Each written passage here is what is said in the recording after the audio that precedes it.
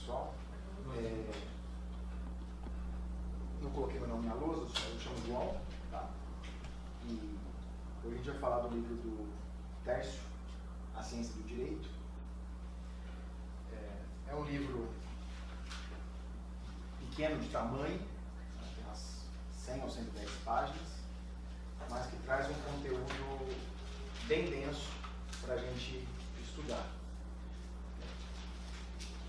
O que eu proponho para a gente fazer nessa aula aqui de hoje? Eu dividi ali o livro mais ou menos como ele divide os capítulos do livro, que é um capítulo introdutório,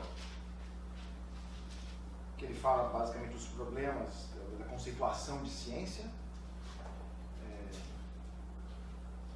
Eu vou trazer ali algumas noções preliminares a mais, especialmente a noção de sistema, que vai ser a grande noção, o grande conceito que a gente vai ter que compreender para entender esse livro.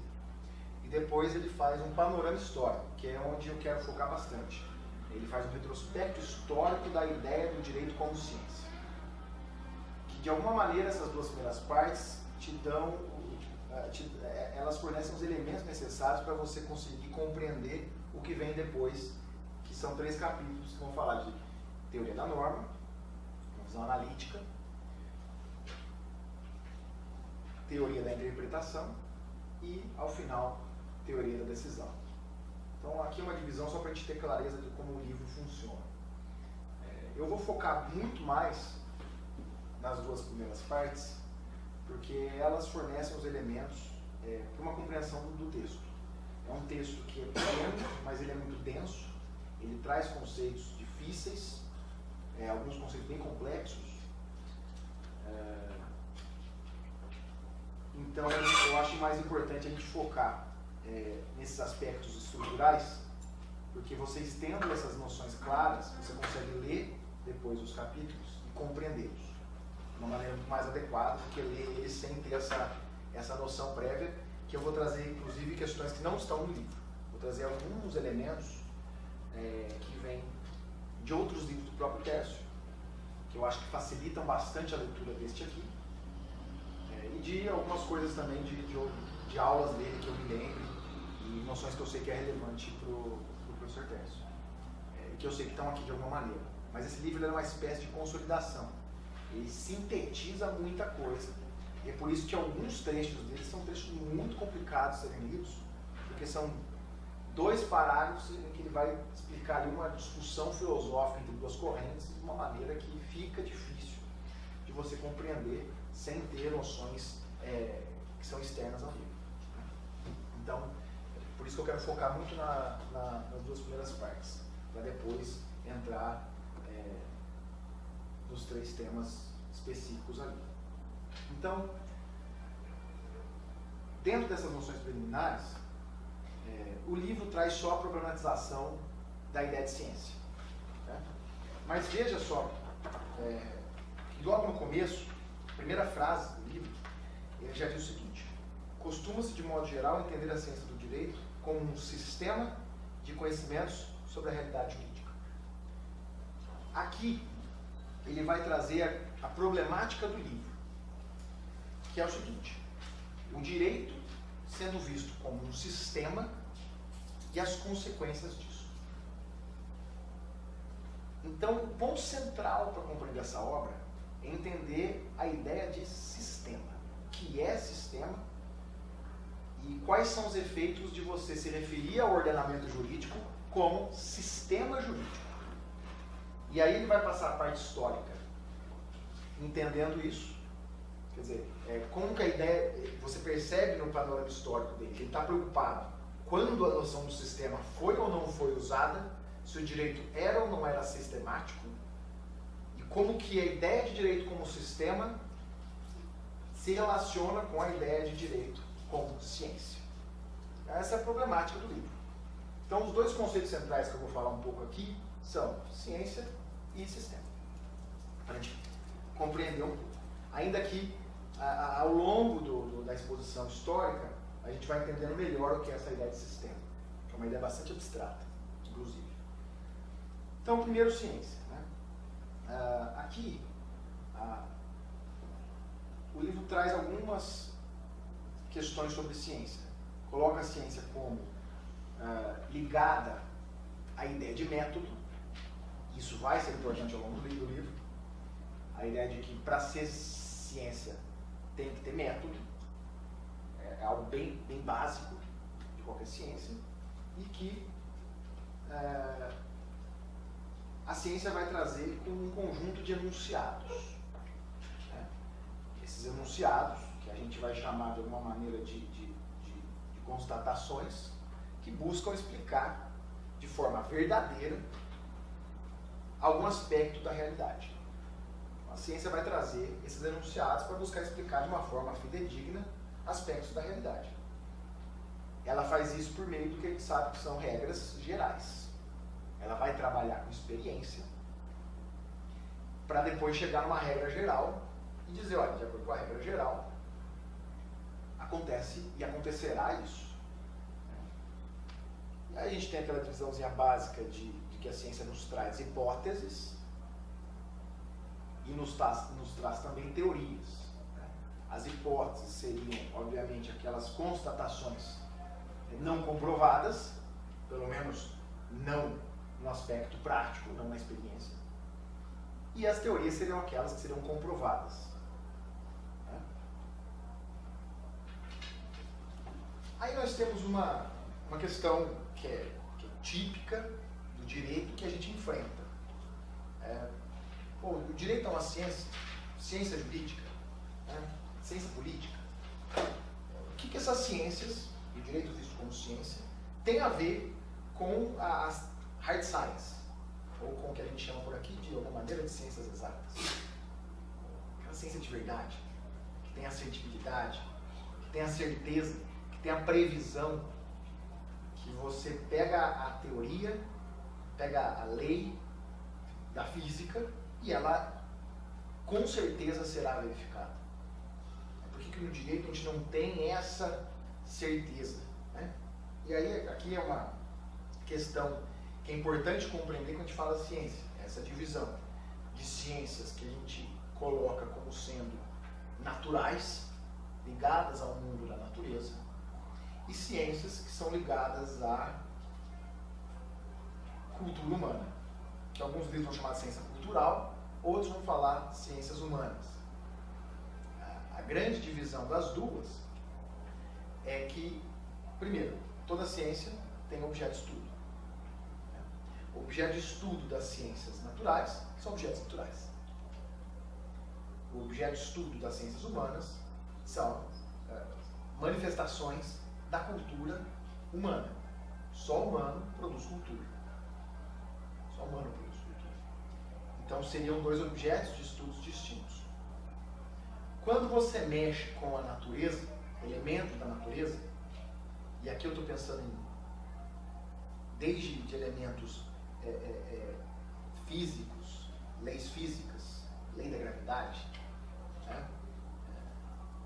Elementos químicos, células, comportamento de organismos, inclusive até os animais, que não são humanos e não produzem cultura, vivem da mesma maneira desde o Império Romano, da mesma maneira. E a gente muda, e isso a gente fala depois na parte das ciências humanas. Mas, quando você lida com objetos naturais, o que você tem é o império da certeza, né? De noções pré-determinadas, de repetição, determinismo. Ou seja, você tem uma lei física, vamos pensar aqui na física, a lei da gravidade, e aí você tem então que na Terra a gravidade ela é 9,8 metros por segundo, algo do tipo, e quando você solta um elemento ele cai. E que isso é uma lei física. Você entende que foi assim, provavelmente porque alguém ficou estudando isso no laboratório um tempão, chegou a essa conclusão e estabeleceu uma regra geral. Assim que a ciência funciona, pelo menos as naturais. E aí você coloca que, bom, se você soltar o objeto ele cai. Você pode fazer isso agora, que pode ter certeza que ele vai cair. Esse seria um determinismo típico das ciências naturais. É uma repetição, é uma certeza. é uma relação de necessidade. É um vínculo. Quer dizer, eu solto, ele cai necessariamente. E a caneta não tem opção de não cair. Ela está sujeita às leis da natureza. E como leis da natureza são implacáveis, não são negociáveis, não são deliberadas, não estão sujeitas às convenções humanas. Vamos todo mundo combinar aqui que a caneta não cai. Ela ignora todo mundo e ela cai. Ela não está sujeita a qualquer convenção. Ela fica sujeita ao determinismo típico das ciências naturais.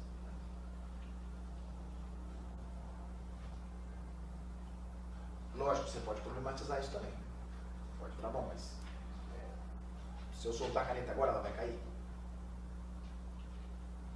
Você fala, bom, a lei da física e tal, certamente cai. Mas você tem que lembrar que eu nunca soltei a caneta nesse momento. Agora, nesse exato momento aqui que a gente está, eu nunca soltei a caneta. Mas é a primeira vez. Quer dizer, esse momento que a gente está vivendo agora, como todos, são inéditos. Esse é inédito. Esse exato momento, 7h38, eu nunca soltei a caneta. Ela vai cair. Você está no o que alguns cientistas empiristas chamavam de fé. Você está acreditando no background da ciência, de que se você soltar, sempre soltou, sempre caiu. Então a gente respeita as experiências reiteradas e ela vai cair. Como é que você nunca soltou, você nunca soltou. E pode ser que ela não caia, mas é bem pouco provável. Porque eu confio muito nas experiências passadas, na regra geral que foi feita pela ciência.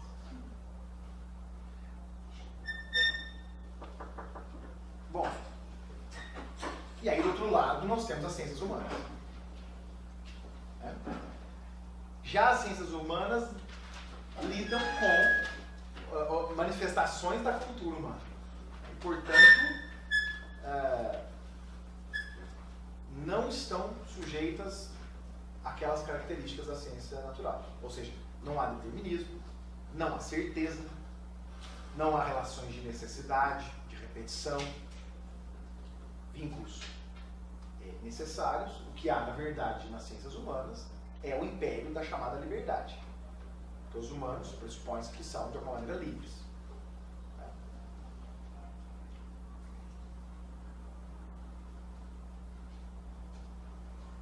E aí, se os humanos são livres, todo o futuro está sujeito à liberdade humana. Diferente daquelas leis que foram repetidas, você tem regras gerais e você confia que elas funcionarão no futuro. Qualquer pergunta que eu fizer de ciências humanas para vocês, para a próxima hora, você vai me dar um grau de certeza muito menor. Na verdade, você vai dar a partir do pressuposto que certeza alguma você vai ter. Você não vai ter a pretensão de qualquer certeza. Porque você está lidando com a liberdade. Né? E já que os humanos são livres, eles mudam a forma de se comportar. E podem comportar de diversas maneiras. Perceba que essa divisão, e aqui seria uma parte bastante kantiana da aula, ela está no fundamento do nosso direito. Por que nós temos o direito como essa ciência humana que busca, de alguma maneira, reger ou regular o comportamento humano? Porque nós somos seres livres. Se nós não fôssemos livres, e se nós estivéssemos sujeitos ao mundo da natureza, para que direito? Percebe? Não ia adiantar nada. Percebe que se você deliberar para a caneta não cair, vamos todo mundo aqui revogar a lei da gravidade e fazer com que a caneta não caia. O mundo inteiro, 7 bilhões e pouco de pessoas convencionam, não cairá a caneta. Ela ignora todo mundo, ela cai. Então, são dois mundos diferentes e o próprio entendimento dessa liberdade que pressupõe a conduta humana fundamenta o nosso direito como um direito que busca, de alguma maneira, nortear condutas. Que é um pressuposto muito forte de todos os livros que eu li nessa lista aí. Talvez o Weber menos um pouco, mas os outros com certeza têm essa noção kantiana forte. Que o direito só existe para regular a conduta do ser humano que é livre. Porque se ele não fosse livre, não precisaria de conduta alguma. Não precisaria de regra alguma para reger sua conduta. Se todas as ações humanas estivessem pré-escritas, pré-determinadas, ou de alguma maneira fossem regidas por relações de necessidade, tal como as leis físicas, você não precisaria ter regra de conduta alguma. Faz sentido. Né? Então esse é um pressuposto do nosso direito. Uma outra questão que e aí entra mais no livro um pouco, é uma diferença substancial que você tem entre ciência exata e ciência humana, que é o problema da neutralidade. Ou para já colocar em tom crítico da pseudo-neutralidade. Quer dizer, quando você pensa em um cientista tradicional, daqueles que ficam no laboratório fazendo experimentos, você consegue ter a clareza de que há um distanciamento entre o sujeito que conhece, que em filosofia a gente costuma se referir de sujeito como inocente, e do objeto a ser conhecido. Então você tem ali o cientista analisando um objeto que é externo a ele, uma célula, por exemplo. Sei lá. Então o cientista ele é aquele que conhece, e o objeto a ser conhecido é algo externo a ele. Isso dá às ciências exatas, biológicas, etc., um ar de neutralidade muito forte, ainda que você possa, obviamente, questionar isso, porque a própria escolha do objeto a ser estudado já é uma escolha embebida de valores e de outras tantas coisas. Mas dá a ele uma certa neutralidade, quer dizer, ele não se confunde com aquela célula que ele está estudando. O que é diferente nas ciências humanas. Qual que é o grande problema das ciências humanas? Na verdade, uma característica. O cientista estuda a sociedade da qual ele faz parte e da qual ele não pode não fazer parte. Ele não consegue ir para Marte e olhar a Terra, olha os humanos lá mexendo, como eles funcionam. Né? Curiosos são os humanos. Ele é um humano. Ele faz parte daquela sociedade e dela ele não consegue sair. Ele não consegue, é impossível a ele ter um distanciamento que garante às ciências exatas alguma neutralidade. Ainda que de novo você possa problematizar, mas alguma neutralidade, algum distanciamento, para usar uma palavra mais adequada. Algum distanciamento do objeto a ser conhecido. O ser humano estuda a sociedade da qual ele faz parte. Então isso já torna o estudo, e aqui é o ponto-chave dessa questão, uma análise valorativa. Já inclui nas ciências humanas um problema mais grave, ressalta-se de uma maneira mais evidente o problema do valor, né? Dos valores que permeiam esta análise do cientista social, ou de qualquer área das ciências humanas, obviamente incluindo aí o direito. Então aí você entra no problema dos valores. Como lidar com esse problema dos valores, que é inerente às ciências humanas, que você meio que não consegue resolver.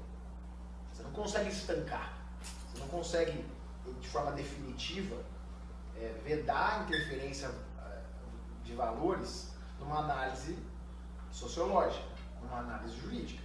E aí como você lida com essa questão? Né? E essa seria talvez um dos problemas que está no plano de fundo do que vem a ser o questionamento do direito como ciência.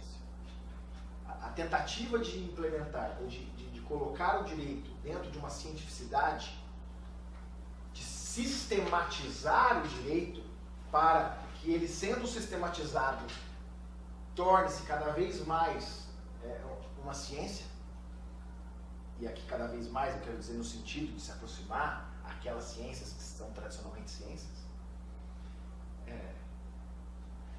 ela tem como pano de fundo esse problema de estancar ou de diminuir ao máximo possível a interferência dos valores na análise ou na elaboração de uma teoria jurídica que coloca o direito como ciência. Então, o que se torna fundamental a gente compreender? A ideia de que a sistematização do direito tem relação com a sua cientificidade. A ideia de sistematizar o direito, isso eu acho que é um dos pontos centrais desse livro. Sistematização do direito tem relação com a sua cientificidade. Ou seja, é a partir do momento em que você começa a tornar o direito um sistema, e a gente já vai falar o que é sistema, que você começa a ver o direito como uma ciência. Então esse livro ele tem como pano de fundo um grande problema. Primeiro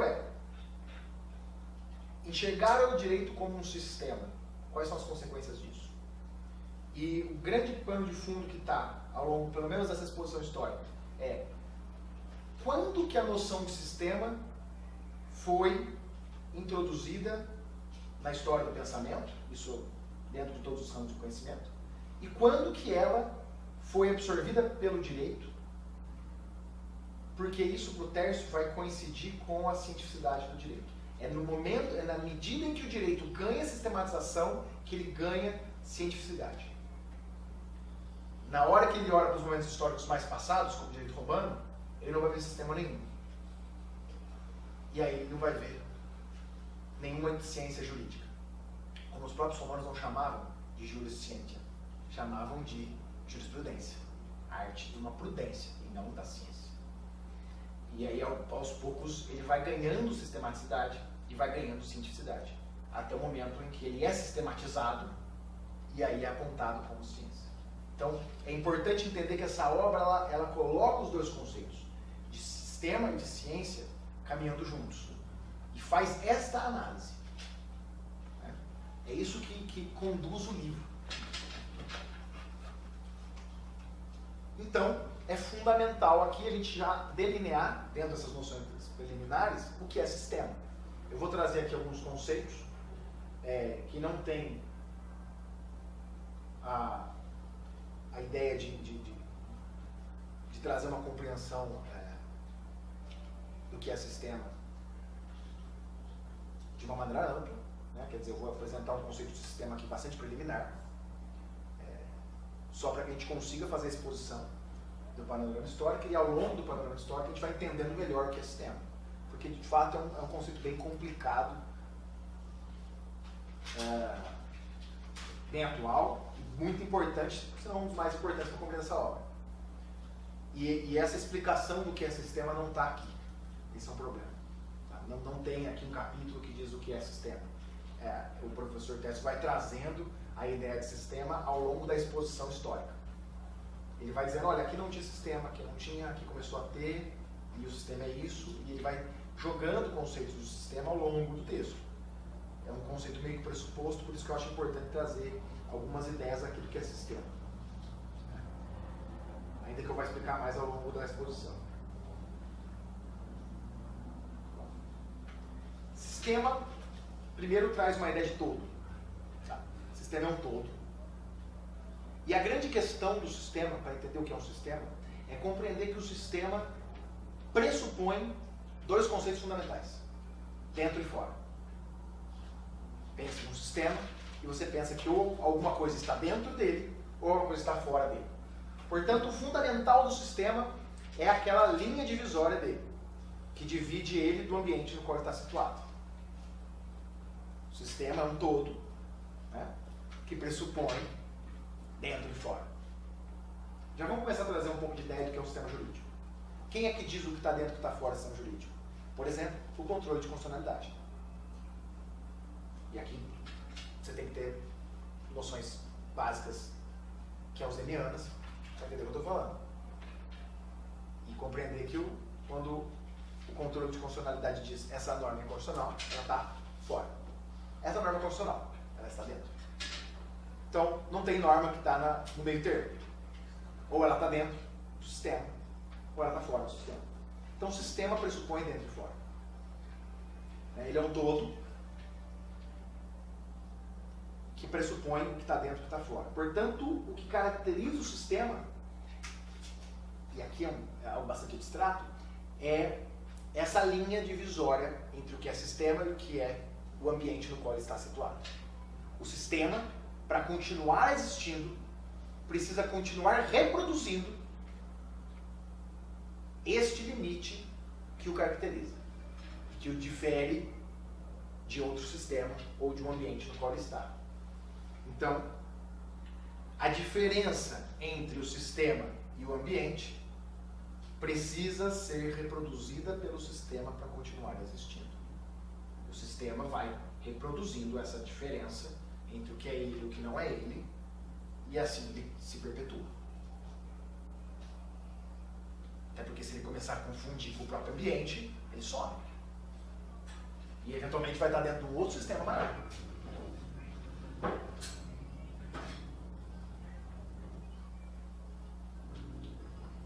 A palavra sistema, ela não é encontrada em textos antigos. E quase raramente é encontrada em textos medievais. Quando que a palavra sistema, a ideia de sistema, vai passar a ser encontrada e utilizada? No Renascimento, com a teoria da harmonia musical. Quando você tem a teoria da harmonia musical, vem a ideia de sistema. E da própria ideia de uma harmonia musical como a limitação de combinações possíveis que cabe dentro de uma harmonia. Percebe? Se você tem uma escala musical qualquer, uma escala de dó, uma escala de sol, que não precisa entender muito de música, mas quem entende vai ajudar bastante a compreensão. Você tem notas que cabem naquela escala. Você vai tocando e isso, mesmo quem não entende, sabe que tá bom. E aí a pessoa vai lá e toca uma nota fora da escala. Opa, isso tá fora. Essa nota não faz parte daquela harmonia musical. Não faz parte. Então você tem numa harmonia musical uma nota predominante, um tom, que a gente diz, que dá unidade àquela música, e que dentro dessa unidade cabem combinações possíveis, várias delas. Mas tem notas que estão fora. Que se você tocar, mesmo quem não entende de música sabe que opa, isso aí está meio desafinado. Está meio fora do tom. Então, na teoria da harmonia musical vem a ideia de sistema como algo que limita as combinações possíveis daquilo que está dentro do sistema, deixa claro o que está dentro e o que está fora, a partir de uma nota que dá um tom, que é aquilo que dá unidade ao sistema. E aqui tem um conceito importante que para o direito é fundamental. O sistema tem algo que lhe dá unidade. De novo, já vou trazer as noções típicas do jurídico para não ficar tão abstrato assim. O que dá unidade para o sistema jurídico? O que dá unidade? A norma fundamental. Ela dá unidade ao sistema. Ela é o fator de unidade do ordenamento jurídico. E vamos lembrar que unidade é uma das características do ordenamento jurídico lá do Locke. Se tiver o ordenamento jurídico do Locke, não tiver unidade, completude, coerência do ordenamento jurídico, aquilo é uma visão do ordenamento jurídico como sistema jurídico. E um dos pontos mais fundamentais para compreender aquilo é a ideia da unidade. O sistema jurídico é um todo unitário. E no modelo que eu usei é muito claro. O que está dentro e o que está fora? Olha, é aquilo que está abarcado pelo aquele guarda-chuva que começa com o fator de unidade do sistema todo, que é a norma fundamental, pressuposta, que implica o respeito à Constituição Histórica, a primeira Constituição. Aquilo ali dá unidade para tudo que vem, que tem que guardar relação formal e material com a própria Constituição, senão está fora do sistema. Então a Constituição dá unidade do sistema, ou em outras palavras, fecha o sistema. E torna o sistema jurídico um todo, do qual você pode dizer, isso está dentro, isso está fora. Isso está dentro, isso está fora, como todos os sistemas.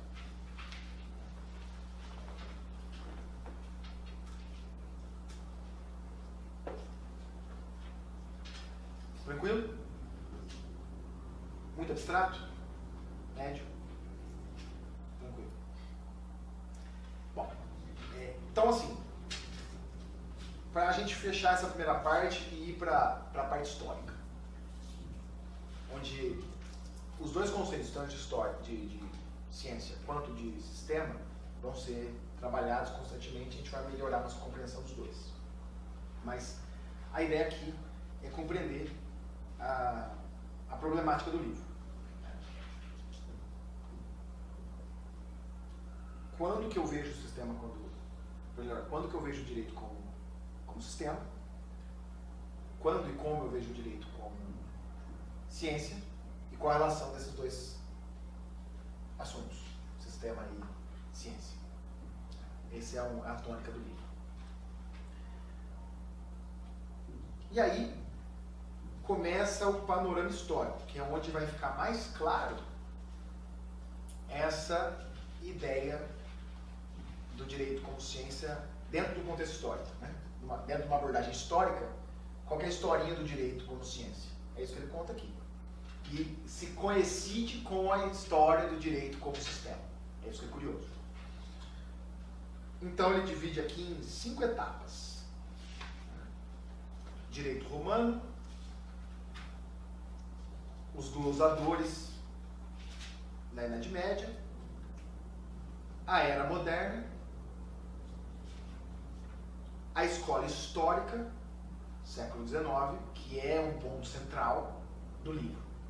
É o ápice do livro, tanto que as questões que caíram aqui de filosofia, tem mais de uma sobre a escola histórica, porque esse é o ponto central do livro. Porque é a escola histórica que vai trazer o direito como ciência. Para já dar spoiler aqui. São eles que vão trazer essa ideia, claro. Pelo menos eles vão estampar a ideia, né? Todas as letras. E aí ele traz positivismo e século XX. Ele faz essa divisãozinha. Não são capítulos longos, mas, de novo, como é um pouco da característica desse livro, são capítulos que trazem uma densidade muito alta de conteúdo, né? Então dá para abrir esse livro em um curso aí de um ano, pelo menos. Então, o que a gente tem de relevante no direito romano? Bom, primeiro, a ideia de que não se coloca o direito romano como ciência ou como um sistema jurídico. Não se coloca. O direito romano é ligado à prática, ele é, portanto, um saber prático e pressupõe a ideia de prudência, de ponderação, de julgamento.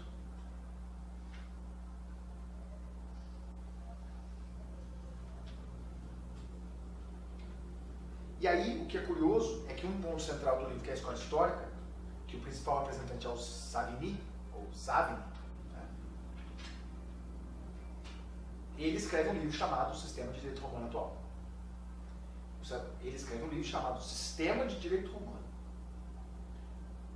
Qual que é a ideia aqui? Que nós, no sentido modernidade para frente, olhamos para as coisas, projetando nas coisas sistemas. A gente olha para as coisas, projetando essas coisas sistemas. Veja como a nossa visão jurídica, ela é uma visão keynesiana, quer queira, quer não. Você olha para qualquer análise normativa com olhos keynesianos. Ou não olha? Tanto que uma das primeiras análises que você faz de qualquer lei é a análise sistemática. Ou não é? Dentro e fora. Uma das primeiras. Porque se a norma está fora, eventualmente a primeira coisa que você vai falar: pô, essa norma é constitucional. E você já fez uma análise. Olha, tem um sistema jurídico cuja unidade é guardada por uma Constituição. Isso aqui está claramente fora. Você já faz uma análise sistemática, você já projeta. Nós temos um ensino jurídico que ainda é muito embebido nessa análise sistemática. Então nós projetamos sistemas, inclusive em estruturas passadas. Então nós olhamos para estruturas medievais e vimos sistemas. Nós olhamos para estruturas antigas. E o que a gente olha lá? Sistemas. É curioso isso. A gente olha para as estruturas passadas como sistemas. Então nós olhamos para o direito romano como se fosse um sistema. Mas não era. Ele não tinha as características do sistema. Inclusive ele não tinha unidade. Ele não tinha uma constituição do direito romano que dava unidade ao todo. E não era assim. Então, o direito romano, ele se caracteriza por uma aplicação de conceitos cuja forma de aplicação é errática, não é sistemática. A forma de pensar dos juristas romanos é por associação. Não é aquela forma silogística que nós pensamos por consequência e por subsunção. É uma lógica de associação, de dar exemplos, de ir raciocinando de uma maneira bastante, para usar uma expressão até talvez inadequada, aleatória. Não é aquele raciocínio sistemático, metódico, que caracteriza o direito dos últimos 200, 300 anos. É uma análise dialética. Olha, o caso da escrava roubada que ele usa. Aí vai colocando como o jurista Juliano, ele vai raciocinando. Ele vai dando exemplos. Ah, mas e se fosse? Como seria? Ele vai raciocinando e vai puxando conceitos e vai indo embora. Não tem nada a ver com o que a gente faz hoje. Que é pegar o caso concreto, pegar a regra geral, encaixar, ou melhor, ver se encaixa, e extrair dali uma consequência. Não é assim. Então, o direito romano não é sistemático. A ideia de dialética é a ideia de dividir a fala, de debater, construir algo novo.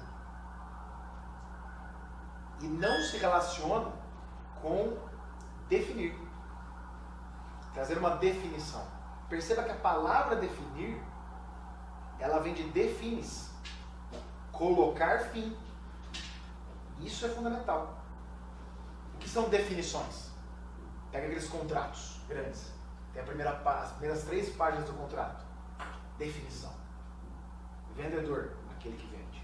Comprador, aquele que compra. Imóvel, o imóvel situado na plataforma. Você tem definições no contrato. E a própria lei trabalha muito com definições. O que é uma definição? Colocar fim. Não vou ficar discutindo com você o que é a palavra tal.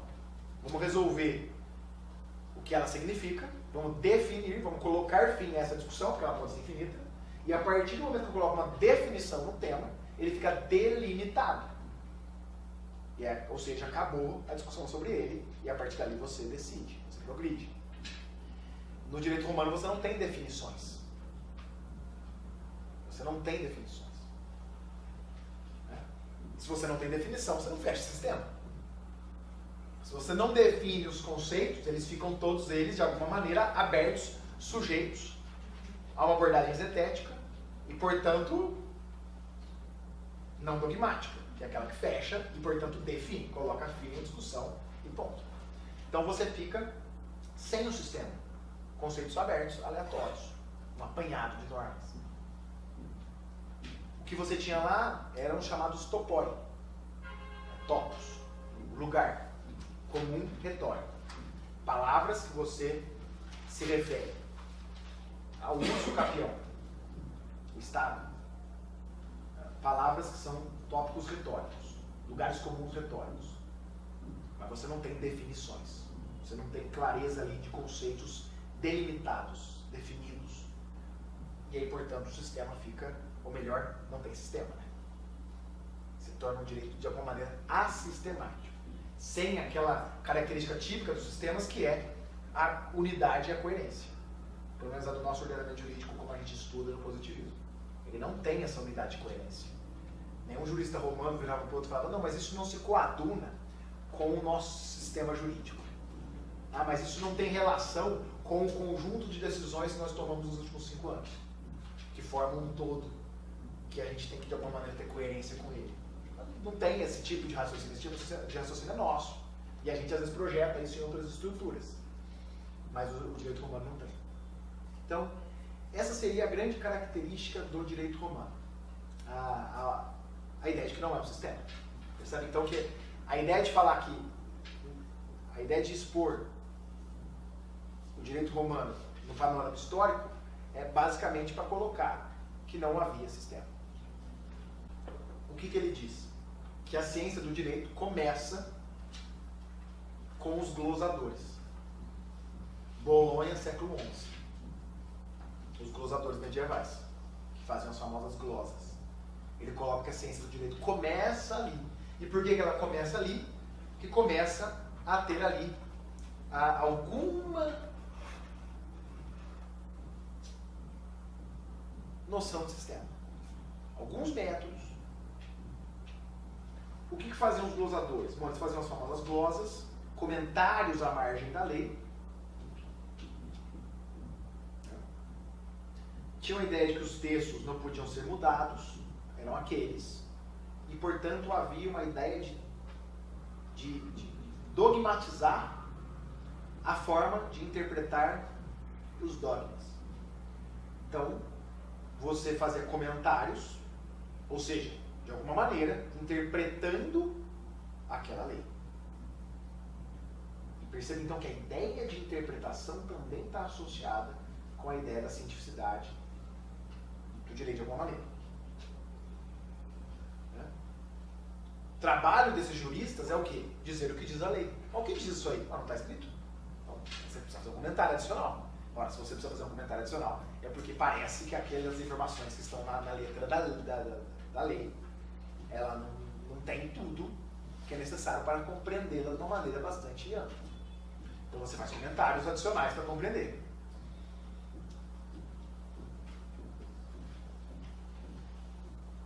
Que é a famosa exegese. A exegese é essa tarefa de interpretar os textos. É a matéria que você vai trazer os tais dos cânones, os critérios para interpretar. E aí depois você tem a matéria que é a apologética, que é defender os textos que já estão interpretados pela exegese. Então você interpreta os textos, depois você defende os textos já interpretados, portanto.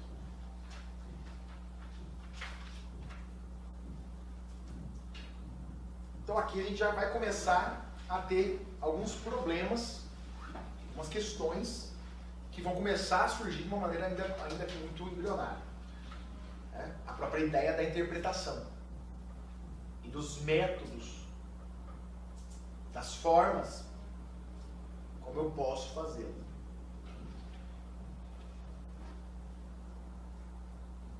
E aí nós entramos na Era Moderna. E a Era Moderna, obviamente, é uma parte desse panorama histórico que merece destaque. Isso em qualquer análise que você for fazer dentro da ciência jurídica. Porque é ali que começa efetivamente a noção de sistema. A ideia de sistema aparece no Renascimento, com a teoria da harmonia musical que eu falei. E, portanto, é na modernidade que ela aparece. Obviamente, à luz de uma crítica aos glosadores de que faltava-lhes a ideia de sistema. Coerência, lógica, uma delimitação. E aí, enfim, a gente pode passar aqui umas 3 horas caracterizando essa transição da Idade Média para a Idade Moderna, a partir de uma época em que há um monte de características relevantes, como a quebra do paradigma teocêntrico, ou seja, uma transferência de noções teocêntricas para uma análise antropocêntrica, ou seja, a ideia de se referir a Deus diminui em detrimento da ideia de se referir ao homem.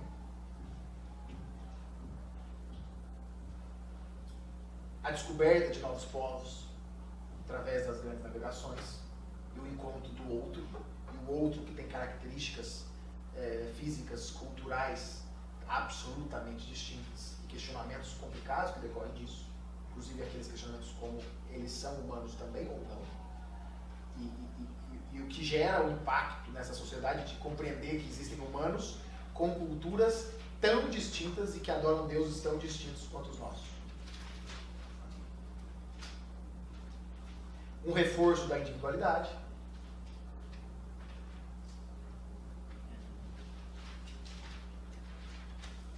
A ideia de que a verdade está associada à subjetividade. E que, portanto, você precisa de métodos racionais para se chegar à verdade. Aqui eu estou falando claramente do discurso do método do Descartes, que é um livro que vai trazer 6 métodos para você chegar à verdade. Isso em 1600 e alguma coisa é algo absolutamente relevante. Você dizer que a verdade decorre de aplicação de métodos racionais, isso é muito importante, inclusive para colocar o problema que vai surgir, que vai se estender ao longo da modernidade, que é esse aspecto da racionalidade. Então, a própria expansão da racionalidade, que vai ser uma característica da modernidade, a desconstrução das imagens míticas do mundo, para usar uma linguagem weberiana, né? Ou para usar um outro termo weberiano, o desencantamento do mundo, a quebra das imagens míticas, que de alguma maneira está marcado naquela ideia da quebra do paradigma teocêntrico, né? É uma tendência clara da modernidade. Algo que vai ser fundamental, que a modernidade vai fazer, só ela vai fazer, que é dividir o que é direito e o que é moral. Isso também é fundamental para compreender este livro e todos os outros da lista, inclusive. Quer dizer, a separação do direito e da moral é algo típico da modernidade também. A ascensão do dinheiro como algo que permite mesurar tudo, dar preço a tudo, ou a quase tudo, ou de alguma maneira as próprias relações humanas.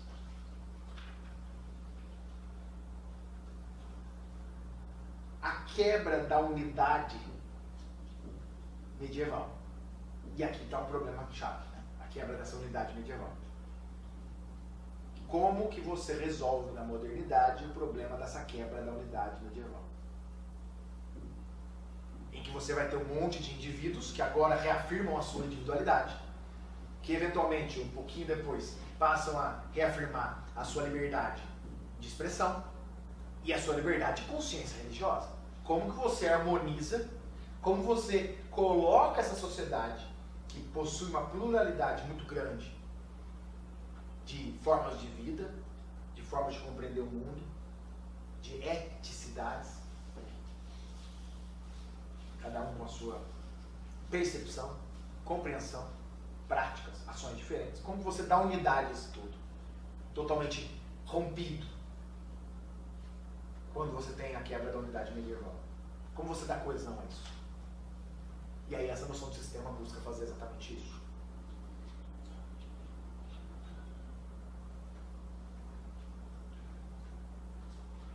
Para colocar mais um tópico, de novo, a gente pode passar aqui horas falando de características da transição da modernidade. Tem muita coisa. Mas você tem ali, já para falar da própria ideia de liberdade de consciência religiosa, você tem a reforma protestante. E aí um problema pro direito e para esse livro aqui que é fundamental. Qual é a interpretação correta dos textos bíblicos? Agora que se quebrou a unidade da igreja medieval. Porque antes era fácil. Era o argumento de autoridade. Se dava o texto. Pronto, e acabava.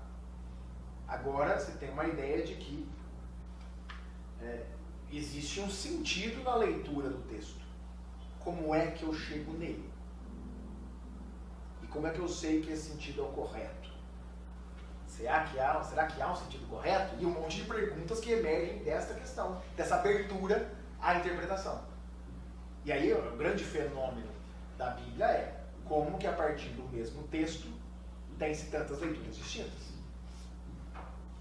Como que eu leio um texto, você lê um texto, ela lê um texto, e os três chegam a formas de interpretar, conclusões, impactos nas suas vidas tão distintos umas das outras, sendo que é a mesma palavra. Essa é uma grande questão. Uma das ideias que se apresenta, eu vou falar ela só porque ela é uma ideia que ajuda a gente a compreender o que a escola histórica vai dizer depois, é a ideia de que há uma inspiração pela graça divina que ilumina essa interpretação. Há uma inspiração divina. Eu só estou falando isso porque mais à frente um dos conceitos mais importantes vai ser a palavra espírito. Lá na escola histórica, quando a gente vai falar de espírito do povo e espírito do tempo, que são dois conceitos fundamentais para entender isso aqui. E essa ideia da inspiração divina que ilumina a interpretação tem a ver com essa ideia de um espírito que conduz à melhor interpretação possível daquele texto.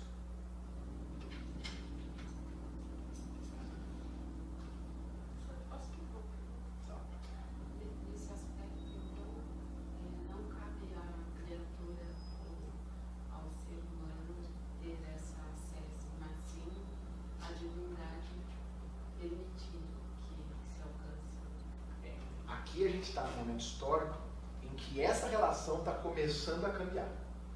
Porque na igreja medieval, a ideia é que de cima para baixo, inclusive do ponto de vista cognitivo, a ideia de que o conhecimento se dá pela revelação. Deus coloca o conhecimento no homem e o homem manifesta, mas ele passa de maneira providencial. E a modernidade é tudo isso, porque de alguma forma o indivíduo ele se vê capaz daquilo que a razão permite. Exato. A partir do próprio Descartes, por exemplo, você já passa a ter uma ideia da influência da subjetividade na construção das verdades. Lógico, vamos tentar métodos racionais. Aqui, a ideia se confunde entre aquilo que é importância à subjetividade e aquilo que é a racionalidade, como algo que vai ser levado a um status de algo que também conduz à verdade. E aí sim a verdadeira verdade, mais ampla do que aquela que se fornecia no passado e mais assertiva.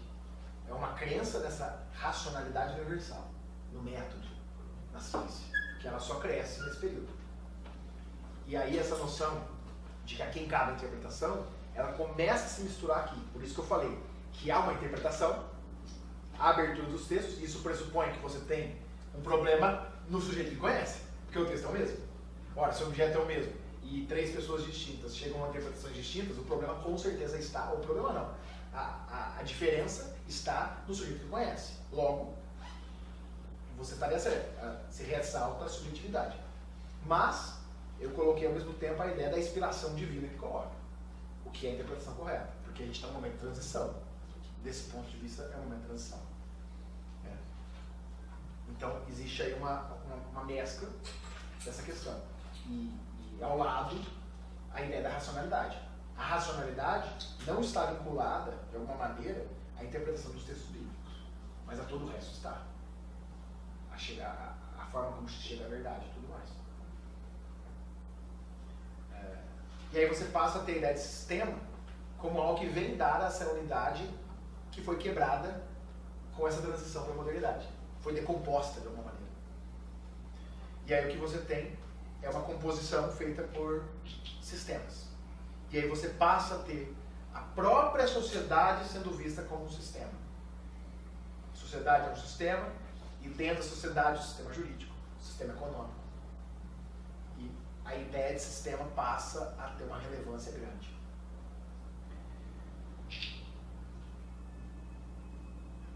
A ideia da sociedade como um sistema, e aqui é para a gente fazer uma transição para a escola histórica, a gente pode apresentar aqui pelo menos três metáforas que buscam colocar a sociedade como alguma forma de sistema.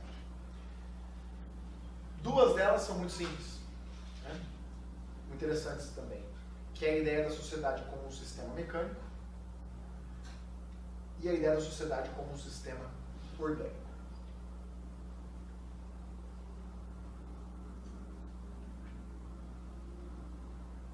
A ideia da sociedade como um sistema mecânico é uma metáfora que coloca a sociedade como um relógio. Qual é a grande característica de um sistema mecânico?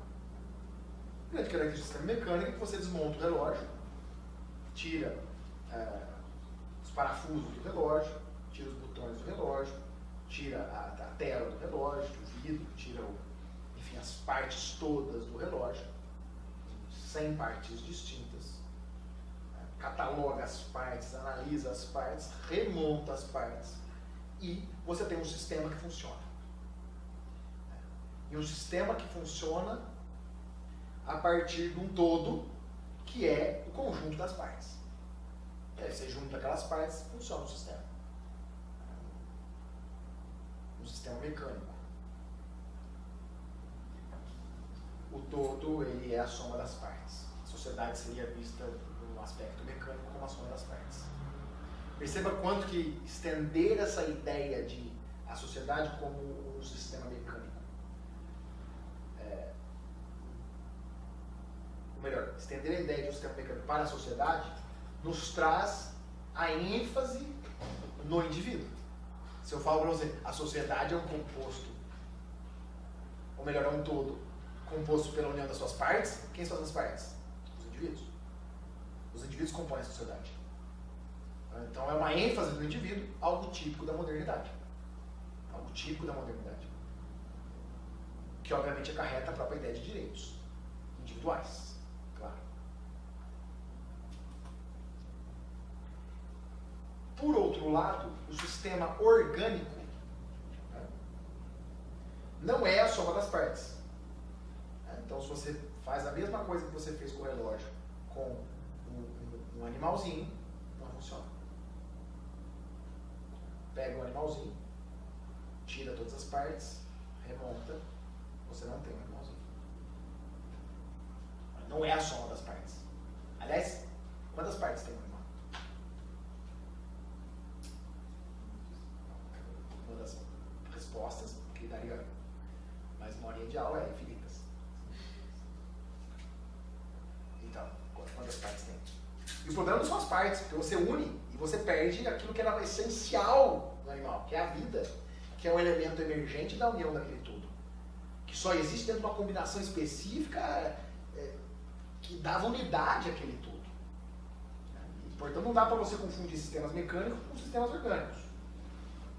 Não dá para você desmontar um sistema orgânico, mas dá para você desmontar um sistema mecânico e remontar ele sem grandes prejuízos. Agora, quando você monta e desmonta o sistema orgânico, você perde aquilo que era fundamental, que é a vida. Então, são sistemas distintos que comumente são colocados como analogia da sociedade como um sistema. Seja ela um sistema orgânico, seja ela um sistema mecânico. No sistema mecânico, a ideia da sociedade como soma de indivíduos. E isso é algo típico da modernidade. Isso é algo típico das teorias contratualistas, inclusive, que colocam a sociedade como sendo decorrente de um pacto celebrado pelos humanos, portanto a sociedade como uma decorrência da somatória do todo. E obviamente um dos conceitos que está ligado à ideia da democracia, evidentemente. E por outro lado, a sociedade como um modelo orgânico. A ideia de que as partes são interdependentes. Não é que é uma soma de indivíduos. Há uma relação de dependência, há uma coletividade entre eles. Porque perceba que no modelo mecânico, quando eu tiro uma parte do relógio, as outras partes não sofrem. Quando eu tiro uma parte do modelo orgânico, quando eu tiro uma perna de um animal, de um ser humano, você tem um impacto no todo. Diferente do modelo mecânico, que você pode tirar um pedaço e ele continua funcionando com todo o resto. Ou melhor, pode até parar de funcionar, mas as outras partes não são afetadas. No modelo orgânico, você tira uma parte, todo o resto é afetado. Porque o modelo orgânico, a relação entre os membros, e aqui a palavra membros é boa porque ela se adequa tanto ao corpo quanto aos membros de uma sociedade, a relação entre os membros de uma sociedade mecânica é uma relação mecânica. A relação entre os membros de uma sociedade orgânica é uma proximidade, uma conexão muito forte. E aí você pega os manuais de teoria geral do Estado, ciência política, e você tem essa ideia de sociedade mecânica e sociedade orgânica sendo exposta.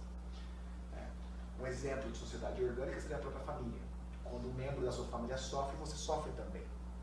Porque a relação entre vocês é de uma natureza muito mais orgânica do que a relação sua com alguém que você tromba na rua. Se acontecer alguma coisa com ela agora, não te afeta nada. Ou muito pouco. Relação muito mais mecânica do que orgânica. São relações distintas. Formas de ver sociedades distintas.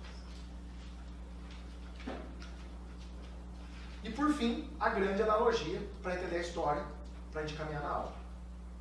Ou melhor, sociedade. Né? Ver a sociedade a partir, não do modelo mecânico, não do modelo orgânico, mas da história.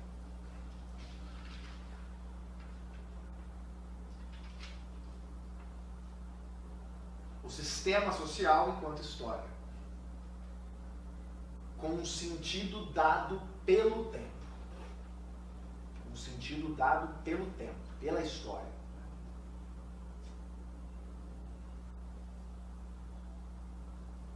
Onde isso aparece de uma maneira muito forte? Bom, notoriamente em Hegel, consequentemente em Marx, e prefeito dessa aula, no Savigny, ou Savigny, como ele é mais conhecido.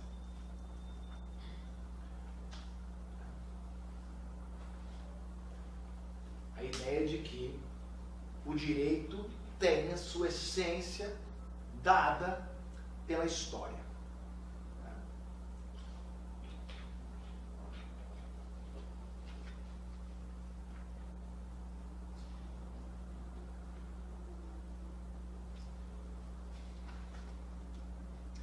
Aqui é um ponto fundamental. Primeiro porque vai ser a escola histórica a responsável por usar a expressão ciência jurídica, ou ciência do direito, como é o nome do livro. Então aqui obviamente é um ponto central do livro. Né? É a escola histórica que vai falar o direito é uma ciência. A gente vai entender já o porquê. Então, primeiro vamos entender um pouco da discussão do período, porque a exposição da escola histórica ela é um pouco mais complicada.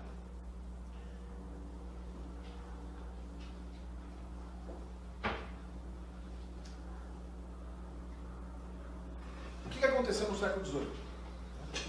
Você tem no século XVIII ali as consequências, digamos, das revoluções do século XVII. Notadamente, para usar só as mais importantes, estou pensando na independência americana, de 1776, na Constituição Americana de 1787 e, obviamente, na Revolução Francesa de 1789 e em tudo que vem como consequência disso. As Constituições francesas, a Declaração Universal dos Direitos do Homem e do Cidadão de 1789, é claro, o Código Napoleônico de 1804, Código Civil Napoleônico de 1804, Código Processual Civil Napoleônico, Código Comercial Napoleônico de 1808. No período que, em filosofia do direito, a gente costuma a chamar de período das codificações. Obviamente, esse modelo, e aqui eu estou pensando nos países de tradição romanística, como o Brasil, você tem uma influência desses códigos que eu acabei de mencionar, tá?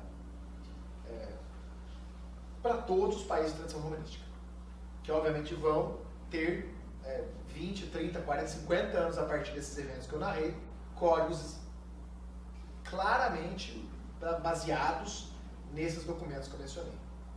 De alguma maneira vinculados à Declaração Universal dos Direitos do Homem e do Cidadão, códigos civis claramente influenciados pelo Código Civil Napoleônico, e isso, obviamente, códigos comerciais ligados ao Código Comercial Napoleônico, que vão, obviamente, ter uma influência aí fundamental durante os 1800.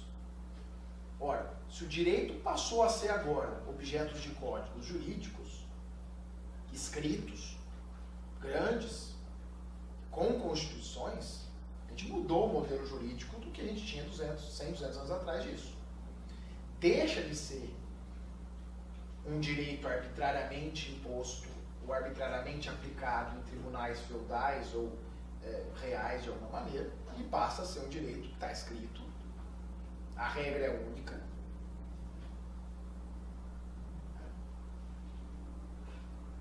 Há uma segregação mais clara do sistema jurídico, de quem vai aplicar isso e quem não vai, quem está dentro e quem está fora do sistema para aplicar a norma, e obviamente a noção de o que está dentro e o que está fora da norma. O que é um ato conforme a lei, o que é um ato desconforme a lei e o que é um ato juridicamente relevante. E são só essas três possibilidades. Agora você tem uma regra. Óbvio que a colocação de diversos códigos gera um problema que vai ser a grande questão da história histórica, que é a interpretação. E qual que é a grande celeuma, qual que é a grande discussão que se trava nesse momento? Uma discussão entre os justnaturalistas, que defendiam a codificação, e a escola histórica, que era contra a codificação. Por que a escola histórica é contra a codificação?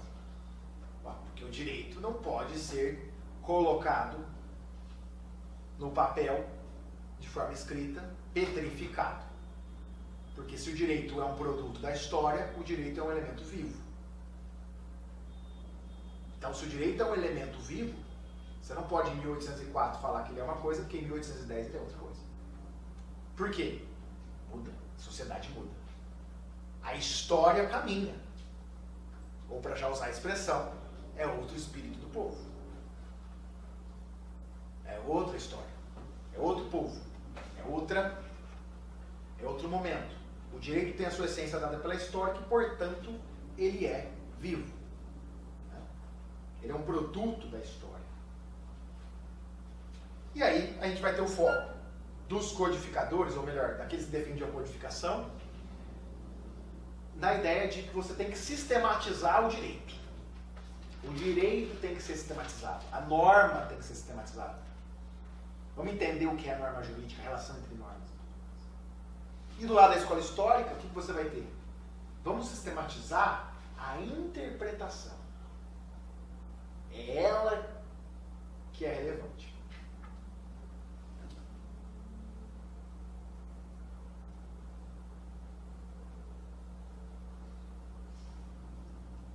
E aí? Se você usa a história para colocar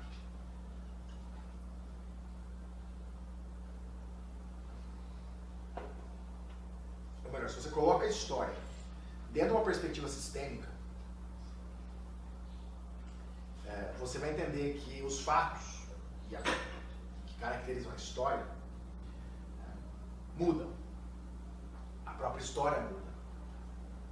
Como que você capta? Como que você compreende esse movimento da história? Como que você compreende esse movimento da história? Como que a história é um movimento captado de forma sistemática? Aí vem a noção fundamental.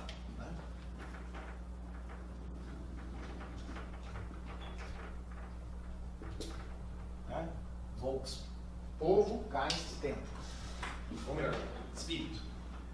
Geist, espírito. Espírito do povo. É a ideia que permite captar sistematicamente o movimento da história. Esse processo de transformação da história. Então não se compreende o direito a partir da norma. Não. O direito é um elemento vivo. É o contrário. Não se pensa no direito a partir de uma norma escrita pelo legislador. O direito é algo vivo. Manifesta na sociedade. Assim como a língua não se define pela gramática. A língua é algo vivo. É algo falado no dia a dia. E como tal, palavras novas surgem a todo momento. Por quê? Porque ela é algo vivo, em constante transformação.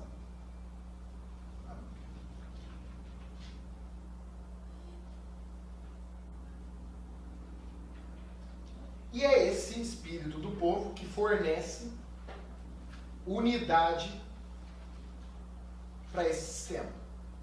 Ainda que seja uma maneira de fornecer unidade ao sistema que se alterna ao longo da história. Essa história de espírito do povo, eu sei, é um conceito bem complicado. Bem complicado. Deixa eu falar um pouquinho de Hegel, que é mais complicado que isso aí, mas é uma parte compreensível de Hegel, para tentar esclarecer um pouco essa ideia de espírito do povo.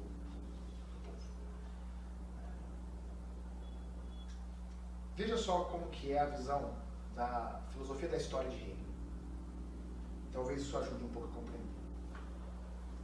Como que o Hegel vê a história? Essa é uma visão da história. Através de, primeiro, uma ideia complexa de que há um espírito do absoluto que conduz a história. Um espírito que conduz a história rumo à liberdade. Como que ele vê isso? Olha, se a gente parar para ver a história lá de trás até hoje, vamos analisar a história.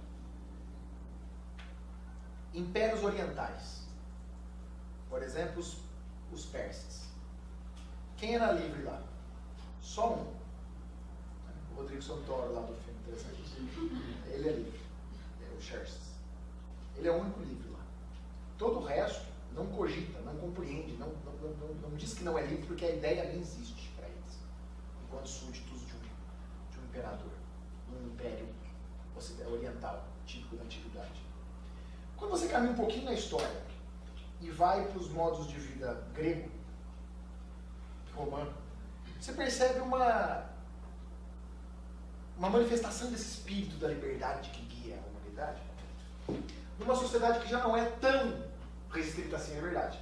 Você tem lá, vamos pegar o que é o ponto mais comum da antiguidade, é Atenas. Quem é livre em Atenas? Os cidadãos atenienses, filho de pai e mãe ateniense, homem, livre. Portanto, a gente já tem uma quantidade de pessoas maior. Tudo bem, é uma sociedade aristocrática, sim, uma sociedade aristocrática. Claro, é um pequeno grupo que manda. Mas não é um só. Os patrícios em Roma. E aí a gente vai para a Idade Média.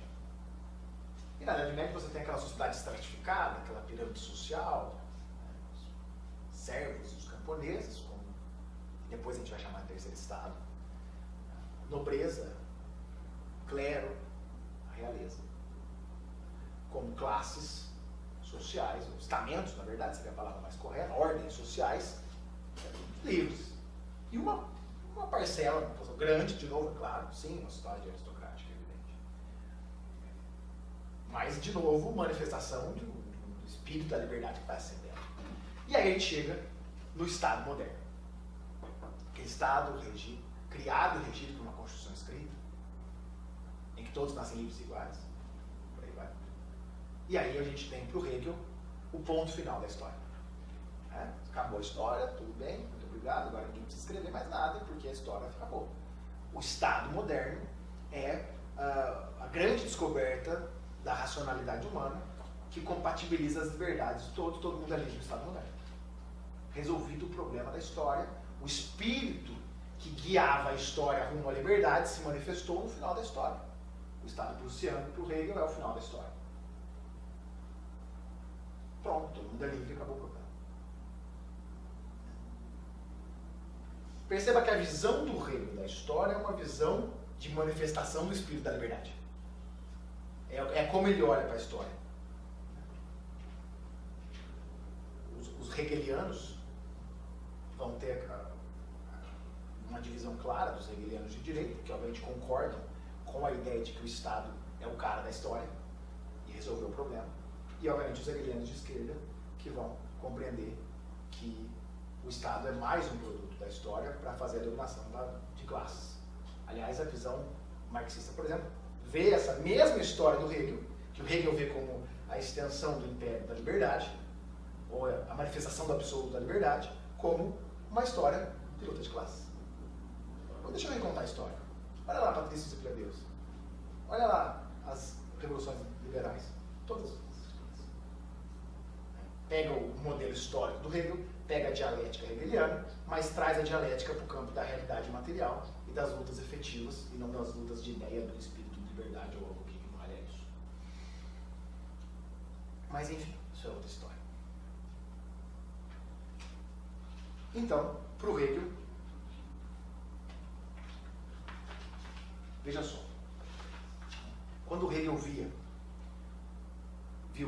dizem, o Napoleão entrando nos seus exércitos, a frase do Hegel foi: é a história a cavalo. Isso está aqui também, olha só. Aqui é um quadro em que o deus do tempo, o Cronos, ele está abençoando, iluminando, né, o Napoleão, que está escrevendo o Código Napoleônico. Qual que é a ideia aqui? Obviamente, o tempo está se materializando por meio do Napoleão. Ele é o cara que está tornando o espírito do tempo algo efetivo. Que no caso é o estado napoleônico, que é o fim da história. Então, essa ideia de espírito do tempo, que obviamente tem conexão com essa ideia de espírito do povo, tem mais ou menos esse sentido. Perceba aqui que não é a noção do Napoleão como um indivíduo que resolve, que pensa por ele mesmo e, num ato de grandeza, instaura o Estado tal como nós conhecemos. Não, é o tempo, é um espírito do tempo. É uma espécie de algo que ilumina todos e conduz a história, no caso do Hegel, rumo à liberdade. O espírito do povo é essa ideia. É algo que ilumina o intérprete para compreender o que diz a lei.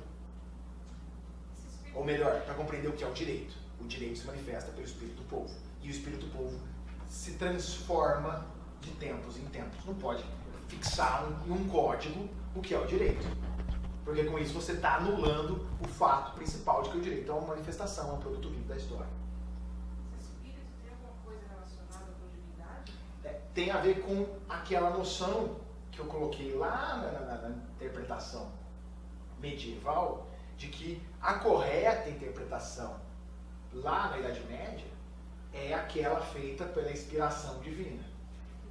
Então perceba que essa inspiração divina, ela é estendida aqui num conceito mais amplo, como se ela pegasse o todo e inspirasse a todos, até que nós conduzíssemos. Tem essa inspiração divina? Aí é uma questão a inspiração divina é daquele que interpreta, né? Percebe? Isso é complicado, essa pergunta é boa, mas todos têm essa inspiração divina? Pode vir da razão também. Pode vir da razão também.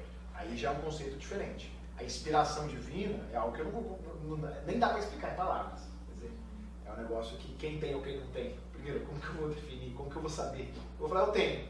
Tá bom, mas como é que eu sei? Não, porque eu cheguei à mesma interpretação. Óbvio que durante a Idade Média que você tem um argumento de autoridade. Então, dentro do argumento de autoridade, aqueles que têm ou não têm a inspiração divina são aqueles que têm ou não têm a autoridade para dizer qual é a interpretação correta. O problema é quando você quebra essa autoridade da igreja. E quando você quebra esse monopólio da leitura da Bíblia, você passa a ter uma Bíblia traduzida. Bom, o primeiro problema já está aí, né? Vamos traduzir a Bíblia. O problema já se instaurou ali, né? Traduzir já é uma tarefa que envolve pode ser uma subjetividade. Ou pelo menos em alguns momentos uma escolha. Qual palavra que eu vou usar? Então antes era inspiração divina e depois inspiração pelo povo? Isso? Só que veja só que curioso. O Volksgeist é uma inspiração do povo, mas aí que é o problema. O problema é que isso para o Sabin era algo definido de forma aristocrática. Eram os juristas e os sábios da época. Que obviamente quando eu falei, você estava imaginando uma ideia de povo, que é a nossa conotação da palavra povo, que é bem mais ampla. Primeiro, vamos entender que a palavra povo no século XIX, obviamente, não tem o mesmo conceito de povo que a gente usa hoje, até do ponto de vista político. A gente não tinha sufrágio universal no século XIX. Lembrar que o sufrágio universal ele demora para acontecer. Se você parar para pensar na extensão do voto para todos, sem distinção de cor e de gênero, isso é algo que não tem 50, 60 anos no mundo, de uma forma E a geral. escola histórica era então justnaturalista? Isso? Não, ao contrário. O justnaturalismo era aquele que colocava os códigos como sendo a expressão da racionalidade. Quer dizer, o direito é o direito alcançado racionalmente. Eu coloco ele no código, o código expressa o suprassumo da razão humana. Logo, aquilo que é o direito da maneira mais racional possível. Para a escola histórica não faz sentido codificar. Por que eu vou escrever na pedra o que é o direito se o direito é um produto vivo? Não faz sentido. Se ele é vivo, se ele é algo vivo, como que eu vou colocar em palavras? Como que eu vou colocar num código e promulgar um código e deixar ele valendo por 50 anos? E esse é o problema da escola histórica. Veja, se a gente para entender que o direito para a escola histórica é algo vivo e que a história é algo que se transforma, qual vai ser o foco da escola histórica? Bom, se o direito é algo vivo e de geração em geração ele se transforma, o grande ponto para a escola histórica é trabalhar a ideia de interpretação. Vai ser na tarefa de interpretação que eu vou colocar uma sistematicidade, ou, em outras palavras, que eu vou dar aspecto científico. Eu vou tornar o direito científico através de métodos de interpretação que me conduzirão à interpretação adequada. Já para os justnaturalistas, que defendem os códigos, o que você tem que sistematizar é o direito. São as normas. A escola histórica não está muito importando com a sistematização das normas. Ela está se importando com a sistematização da interpretação. Veja que para os justnaturalistas, essa história de sistematizar a interpretação soa meio estranha. Porque o direito já é a expressão da racionalidade. O que você quer fazer com mais? O que você quer fazer a mais? Eu já coloquei ali o que é a racionalidade. Se o Napoleão, iluminado pelo tempo, escreveu o código napoleônico, quem é você para de alguma maneira agora dizer que aquilo que está escrito lá não é aquilo que está escrito lá, mas é outra coisa que você quer comentar embaixo? A história de que a palavra do legislador é a palavra do legislador. Então, torna-se aí focos distintos entre as escolas justnaturalistas, que defendem uma codificação, portanto, a sistematização do direito, e a escola histórica, que busca sistematizar a interpretação. E, obviamente, é contra a codificação, na medida em que a codificação estagna o direito, e o direito não é algo estagnado, é algo que se transforma ao longo da história. Então a escola histórica é positivista, é isso? Veja, não, por dois motivos. Primeiro, a ideia do positivismo, tal como a gente usa a expressão positivismo, seria, digamos, a próxima página do nosso livro, a próxima sequência da aula. A ideia de sistematizar a norma, ver o direito como norma e relação entre normas, seria muito mais uma extensão do justnaturalismo. Se fosse para colocar como uma consequência, eu diria que os positivistas estão, obviamente, no ramo que decorre do justnaturalismo e da codificação. É a partir da codificação que surge uma escola que busca compreender normas e relações entre normas, que vai se estender a uma noção de positivismo, isso obviamente depois do próprio Kelsen, a ideia de uma relação de normas da ciência do direito como tendo um objeto só de estudo, que é a norma e a relação entre normas. Então, seguiria do ramo da codificação, e não do ramo da escola histórica.